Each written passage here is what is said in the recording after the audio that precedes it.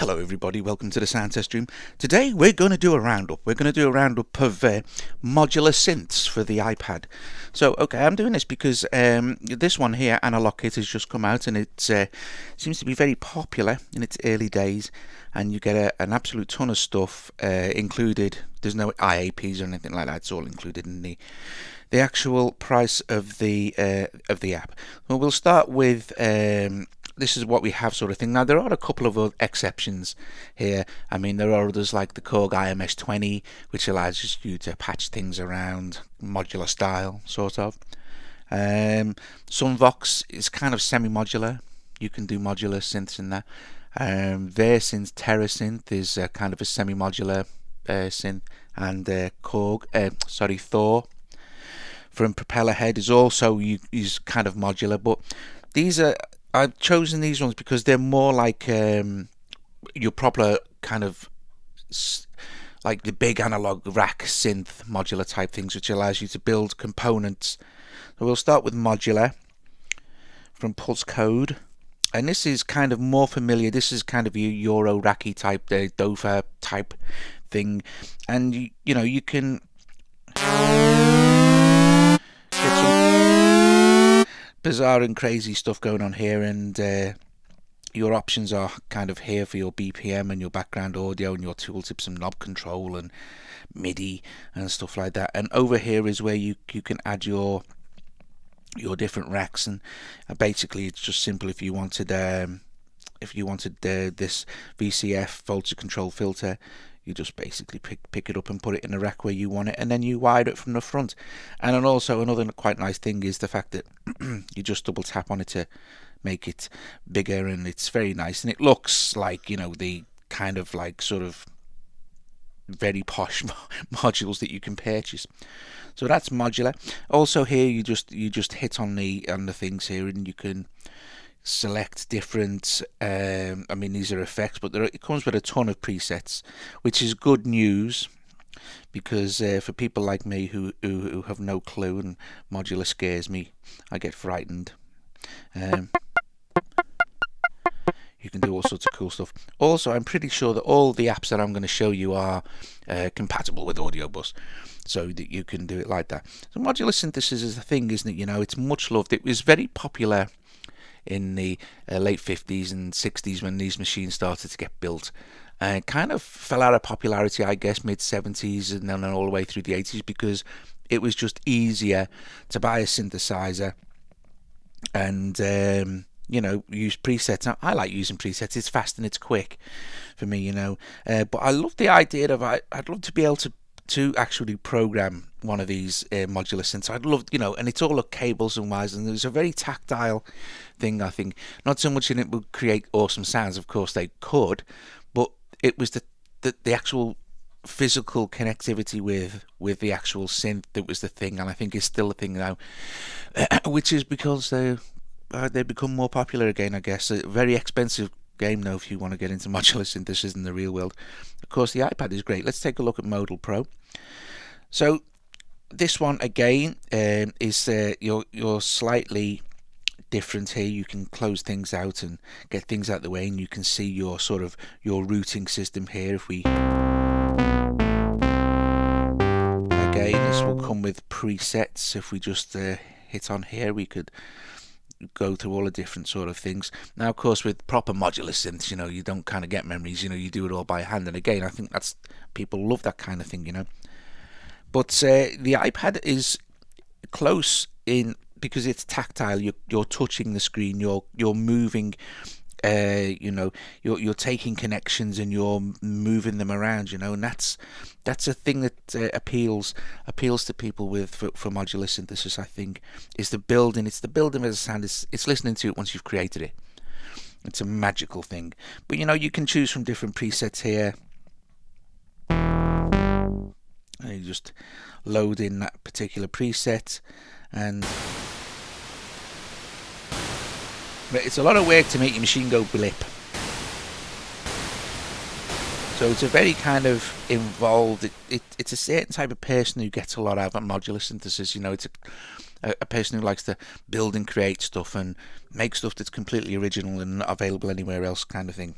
But anyway, that's Modal Pro, which is nice and cool. And you add you can like move stuff along. I mean, I don't really know what I'm talking about, because I don't hardly ever. I think I did do a video for this, but you can add different modules here. This is how you do it. So say for instance we wanted a crossfade. I think we just place it on the screen, or we wanted another envelope thing, ADSR, we just place it on the screen, or a square wave, place it, and then we connect it up as it goes, and that's Modal Pro. Okay, so let's have a look along. Let's see what we've got here. Okay, let's have a look at Audulus. Now Audulus is a beast. It's a huge, massive modular monster. Then Taylor Holiday, the developer, is incredibly nice guy. Is constantly working on Audulus to make it better, and with different versions coming out and stuff. And you get a few presets here that you can start off with. If we pick this one here, and you'll hear that's kind of just running away. Some of them will just run away in the background, but you can see it's a massive monstrous thing.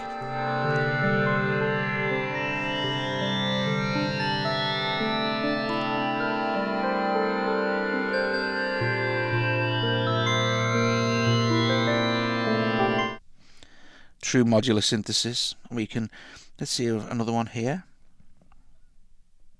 Well, I don't even know what that's doing, so I want one that makes noise. So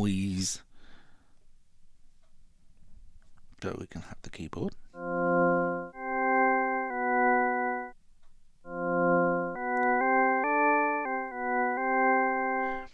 And Audulus has a huge community, and you can download patches that have been made by other people, and they are truly a tremendous thing.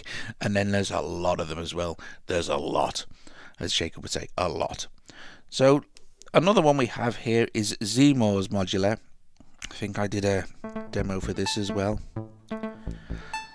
So you get presets again, and I don't know what happens when you double tap stuff and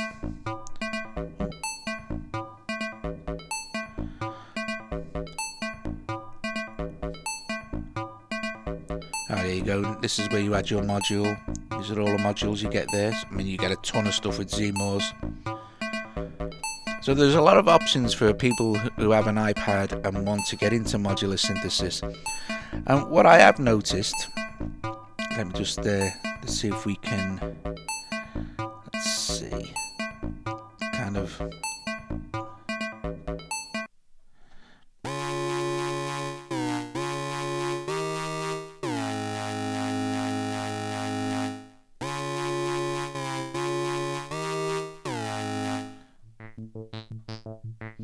So there are some really cool stuff.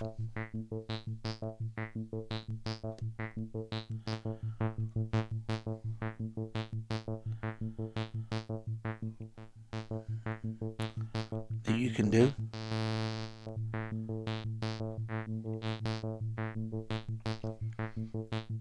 I have no clue what I'm doing. Well, I have a little clue, but not much. And we can just.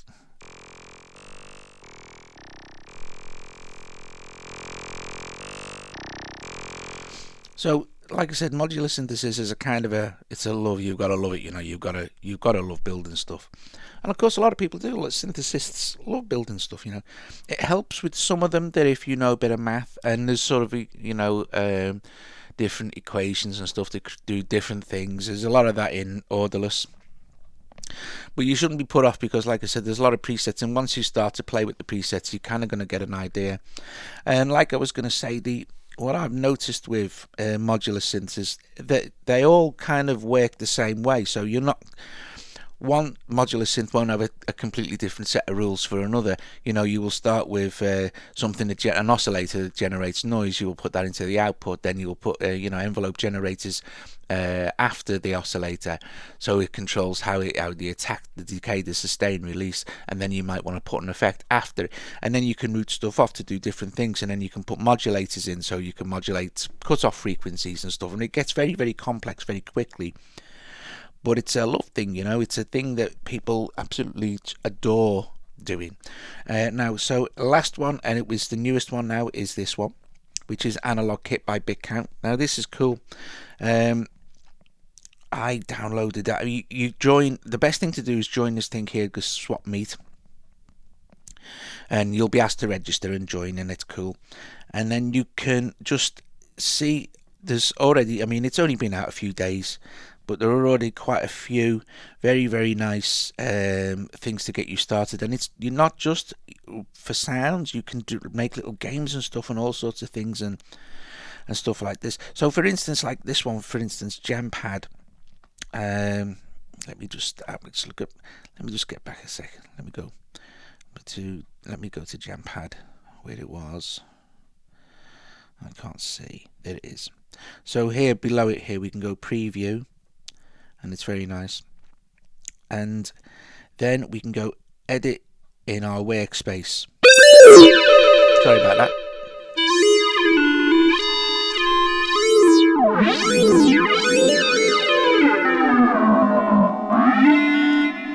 So this is something that somebody's built. If we double tap on it, we can see how it was put together.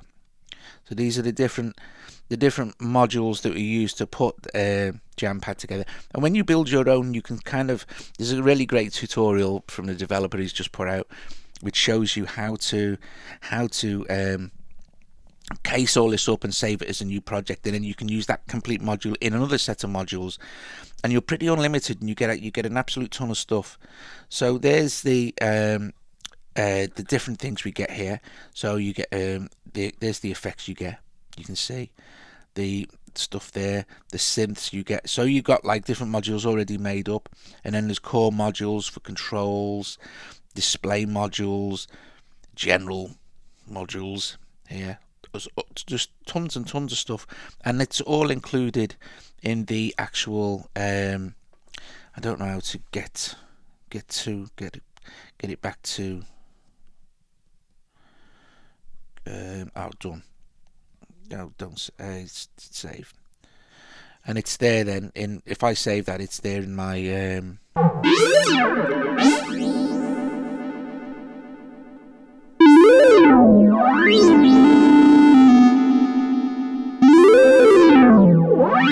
very cool. Yeah. Okay. So let's cancel that. So that's AnalogKit here. So see we can done. Don't save again. So you subscribe, so you get demos with it as well. So you can start off to. Jampad was already in the demos, but you can start off simply with like there's one called Auto Glitch. So.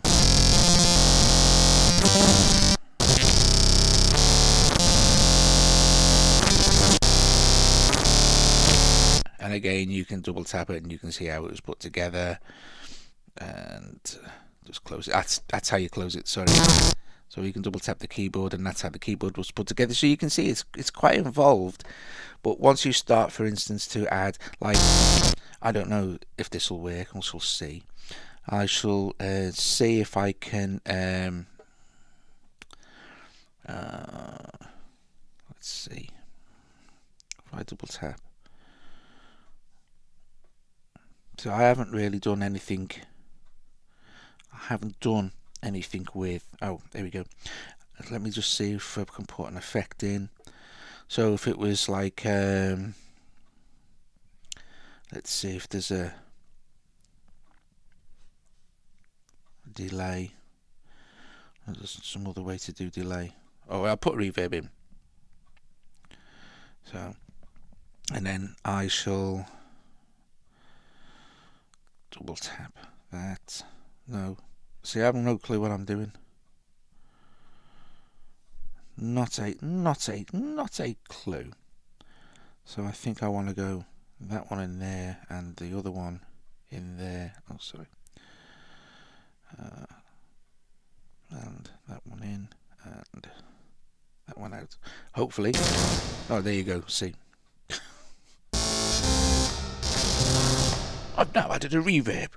to the auto glitch. So you can see that it's quite, you know, you can do it. It's quite straightforward. But like I said, I only got this. I only bought it this morning, so I haven't got a clue what I'm doing. All right. Another reason I'm doing this video is because I've just ordered Korg's Little Bits synth kit as well, which is kind of a modular thing. So I'm gonna try and sort of integrate Little Bits with iPad stuff as well. And I shall do an unboxing, my first unboxing ever. I think I shall do when it arrives. But yeah, it's cool. So there you go, guys. There's a kind of a look at what you have available modular wise. And like I said, you know, you have Thor, the IMS 20, Versin's Terra synth is kind of modular in the way it works as well, and also Sunvox, which is you can do modular stuff with Sunvox as well. But these are sort of your 5 basic sort of modular synth. I think I've covered them all. I'm pretty sure. There may be some more. I'm sure people will tell me if there is. Anyway, guys, I hope you enjoyed this, and at least it shows you what's out there for modular synthesis for the iPad. And I hope you enjoyed this. And if you have liked the video, subscribe to the channel. Visit us at thesoundtestroom.com, where me, Colin, and Jacob will try and help you out as much as we can.